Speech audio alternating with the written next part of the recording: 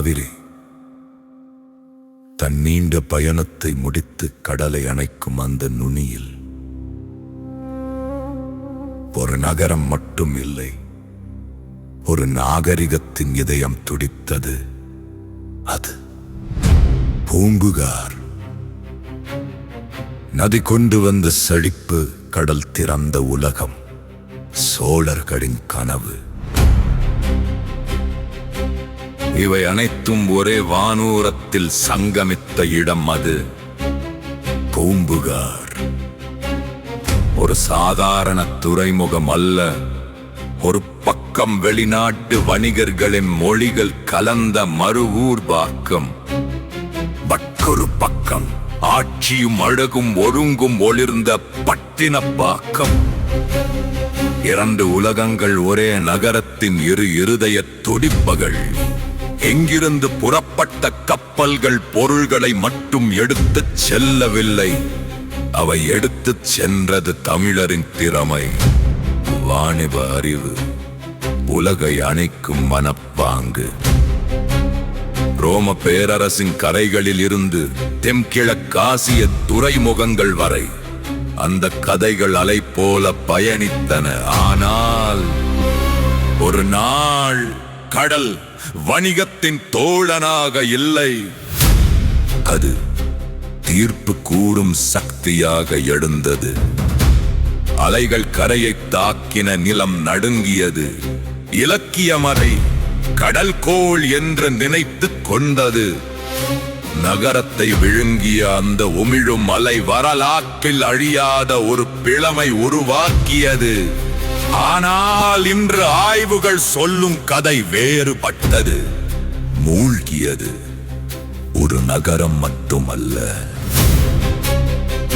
ஆயிரம் ஆயிரம் ஆண்டுகள் கடல் உயர்ந்த போதெல்லாம் மக்கள் பின்வாங்கினர். நகரம் நகரமாக மாறியது, கரை கரையாக நகர்ந்தது. வாழ்வு தன் வடிவத்தை மாற்றிக்கொண்டு மீண்டும் மீண்டும் எழுந்தது. இன்றைய கரைக்கு அப்பால் 30-40 கிலோமீட்டர் தூரத்தில் கடலடியில் நேர்கோட்டுகளாய் தோன்றும் சுவடுகள். அங்கே மண் மட்டும் இல்லை, அங்கே உள்ளது காலம் புதைத்த ஒரு நகரத்தின் மெளன ஒலி. அலைகள் மறைத்ததை அறிவியல் மீண்டும் வாசிக்கத் தொடங்கியது.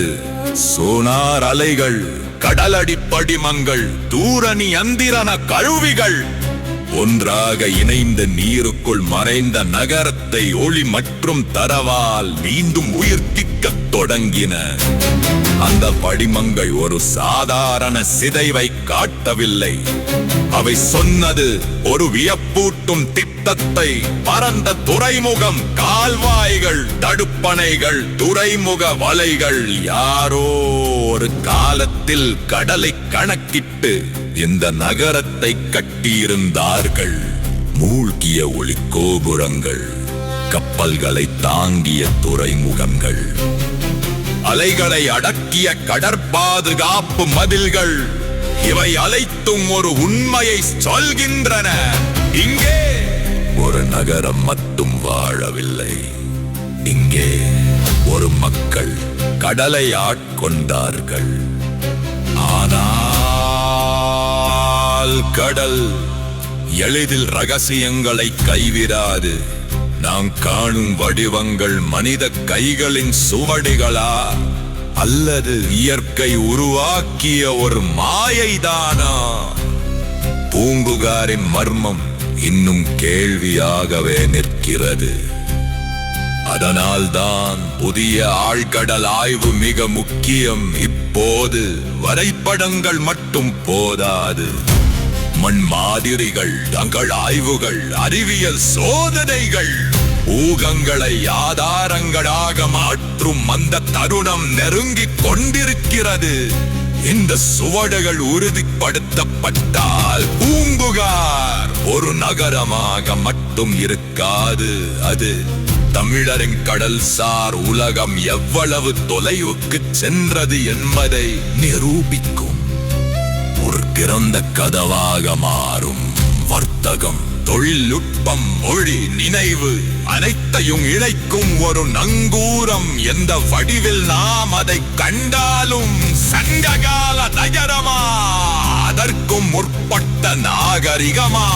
ஒரு உண்மை மட்டும் உறுதி, பூம்புகார் மறையவில்லை. அது இலக்கியத்தின் நினைவில் உயிர் தப்பியது.